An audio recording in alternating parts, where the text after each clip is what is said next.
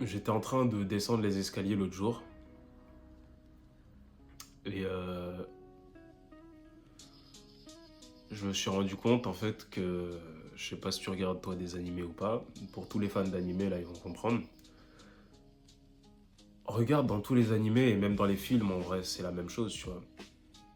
Regarde tous les persos principaux.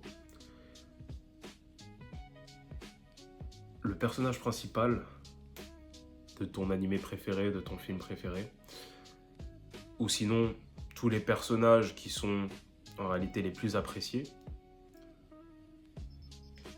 ce sont ceux qui ont le plus souffert. Essaye de réfléchir à ça en vrai. Pense-y un peu. Tous les personnages que tu préfères, sauf si toi du coup t'as un cas spécial, si c'est pas ton cas peut-être, ou que sinon du coup les choses qui t'intéressent ou voilà t'es un peu différent, voilà bref. Dans ta tête il n'y a pas de problème hein, mais globalement le personnage principal, les personnages les plus cheatés, ceux qu'on apprécie le plus dans l'animé ou dans le film, ce sont ceux qui ont le plus souffert. Ils ont le plus souffert et c'est ceux qu'on apprécie le plus. Regarde dans tous les animés, ceux qu'on déteste très souvent ou qui nous font presque chier à chaque fois, ce sont parfois ils ont pu souffrir, mais c'est juste que leur souffrance n'est pas une souffrance qu'ils ont dû à laquelle ils ont vraiment fait face. Tu vois ce que je veux dire? Regarde par exemple si tu prends Naruto, si tu prends Rock Lee, Itachi, qui tu veux, Sasuke, tous les personnages, et dans tous les animés en réalité, tous les personnages les plus cheatés, ce sont ceux qui ont le plus souffert, que cette souffrance soit volontaire ou non. Et je pense que nous, en tant qu'humains en réalité, aujourd'hui on parle beaucoup de aura, tu vois ce nouveau terme aura, un nouveau terme des années 2000, je sais pas combien là, les jeunes d'aujourd'hui là, bon bref, voilà. Euh, Voilà, en gros, on va dire que c'est relativement, bon, c'est du charisme relativement, tu vois, globalement. Et du coup, ça nous amène à dire du coup que, ce que je pense en tout cas, c'est que le charisme est intrinsèquement lié à la souffrance. Tu vois, plus tu souffres, plus ça fait quelque chose en toi, plus ça change quelque chose en toi en réalité, tu vois. Euh, Et très souvent, la plupart des gens essaient de fuir la souffrance, on essaie d'avoir les vies les plus confortables possibles. Et c'est en réalité ce qui te rend le plus féminin possible en fait. Et c'est ce qui fait que tu n'as aucun charisme, que tu n'as aucune aura, entre guillemets aura, que tu n'as aucun caractère très souvent. Le caractère est forgé par la souffrance, littéralement la douleur. C'est la douleur, les épreuves, la souffrance qui forge le caractère. Tu vois ce que je veux dire? C'est pour ça que lorsque tu regardes quelqu'un dans les yeux ou que tu es simplement debout quelque part, on sait que cette personne-là, que ce gars-là, c'est un homme, ou que ce gars-là, il a vécu quelque chose, ou que ce gars-là, il a un certain caractère, tu vois ce que je veux dire? Et du coup, c'est ce qu'on peut lire du coup à travers ton aura, entre guillemets. Euh, et c'est bien ça le problème d'aujourd'hui, c'est qu'on essaie toujours de fuir la souffrance. Et fuir la souffrance, la réalité, c'est que tu ne peux pas vraiment la fuir, la souffrance.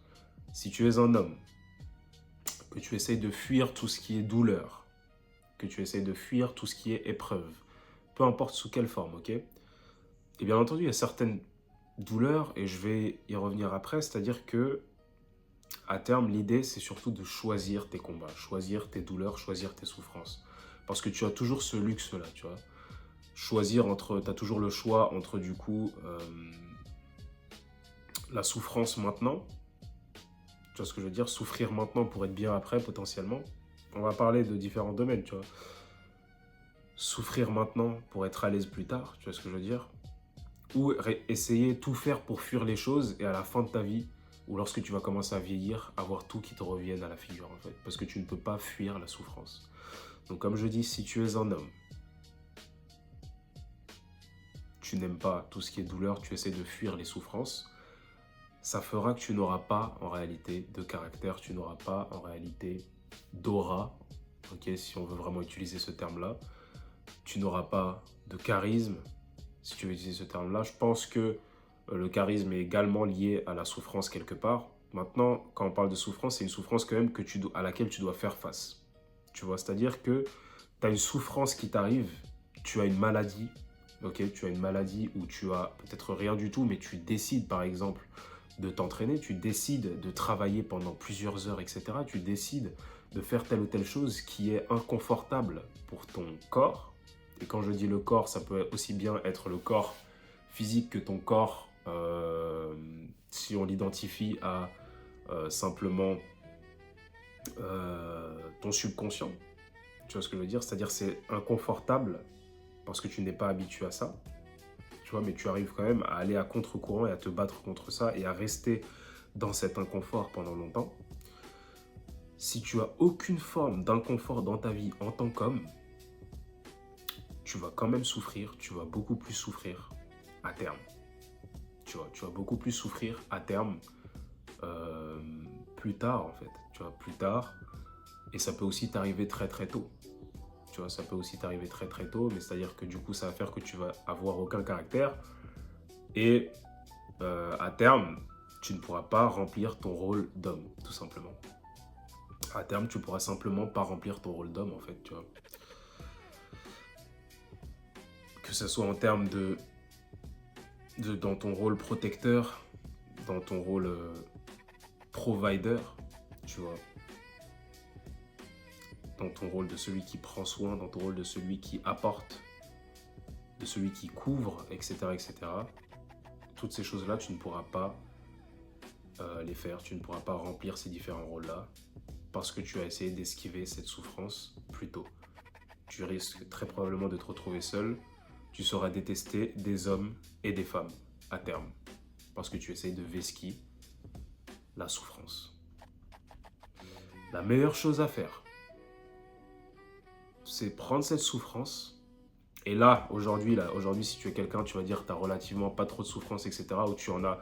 Je pense qu'on souffre tous de quelque chose relativement, que ce soit volontaire ou involontaire, tu vois.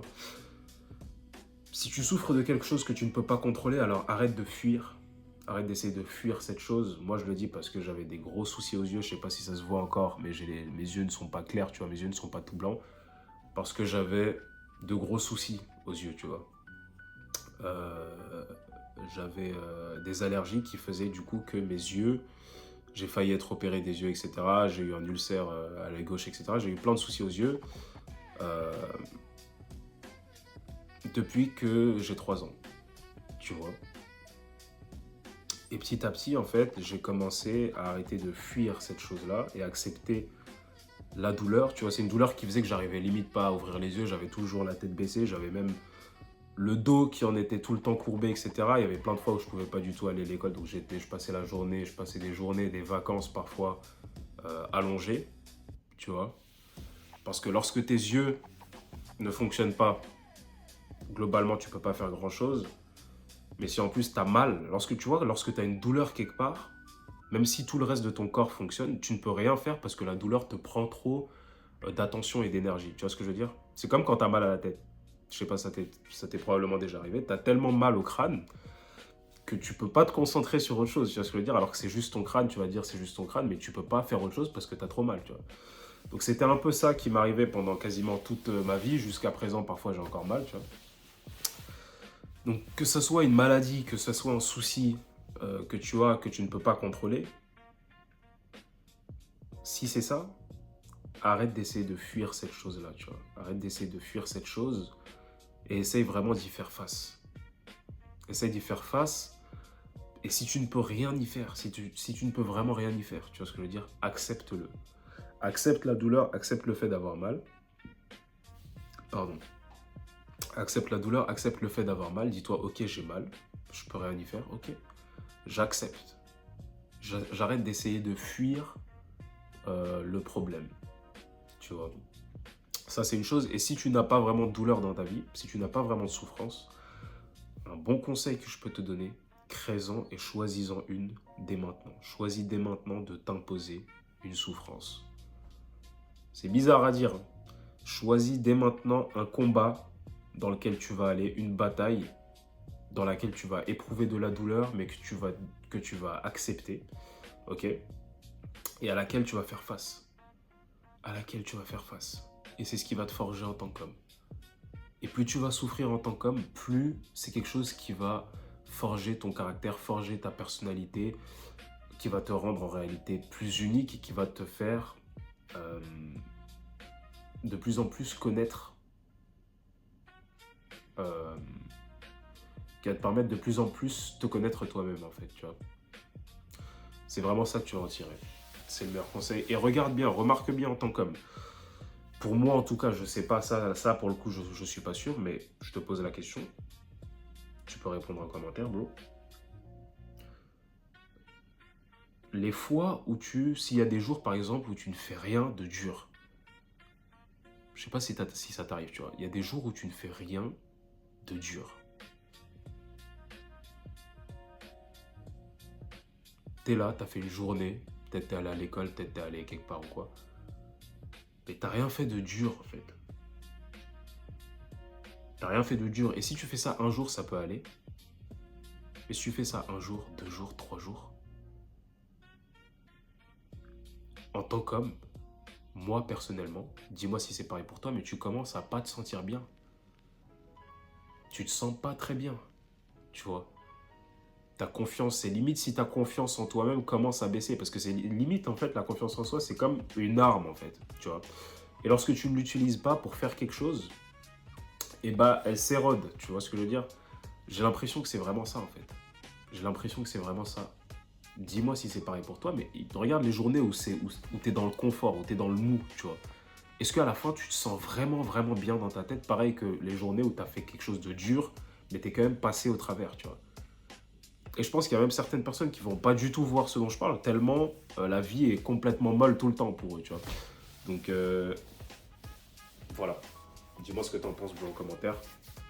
Mais moi, en tout cas, c'est quelque chose que j'applique. Si tu es un homme, frérot, trouve ton combat, cherche un combat, que ce soit l'entraînement. L'entraînement. L'entraînement, les choses que tu vas tirer de l'entraînement sont beaucoup plus profondes que simplement le physique. Le physique, c'est juste une conséquence. Et tu vas arriver à un niveau où tu vas t'entraîner et ça sera même plus en réalité pour ton physique. Ça sera simplement pour renforcer ton mental. Ce sera la seule raison limite pour laquelle tu vas t'entraîner. Le physique sera juste une conséquence, tu vois. Moi, je peux dire que comme quand j'ai des phases où ça fait un petit moment je me suis pas entraîné, etc. Donc là, je revais, j'ai envie de refaire pop un peu le physique, etc. Mais à terme, j'y vais et je vois les plus gros changements que j'ai dans ma vie, c'est dans ma tête que ça se passe, tu vois. Parce que tu arrives à un niveau où tu fais des choses, où tu te dis, tu t'entraînes tellement dur que tu te dis, ok, là, je suis vraiment en train de faire des choses que personne ne fait, en fait. Tu vois, parce que, comme je disais, tu peux être un random parmi les randoms. Au final, ça sert à rien, tu vois ce que je veux dire. Donc, lorsque tu es dans une société globale, ok, tu vas à la salle, donc pas tout le monde va à la salle, ok. Mais lorsque tu es à la salle, tout le monde s'entraîne à la salle. Est-ce que tu as l'impression que tout le monde s'entraîne dur? Ou est-ce qu'ils sont juste en train de bouger des poids, bouger des choses? Tu vois. Il y a différents niveaux à tout, en fait. Il y a vraiment différents niveaux à tout, mais c'est vraiment ça. Essaye de t'épater, choisis ton combat et épate-toi dans ce combat-là. Tu vois. Et là, mon gars, petit à petit, au fur et à mesure, tu vas vraiment développer une confiance en toi-même qui n'aura pas de limite, d'après moi. Qui n'aura pas de limite. Dis-moi ce que t'en penses en commentaire, bro. Puis voilà, prends soin.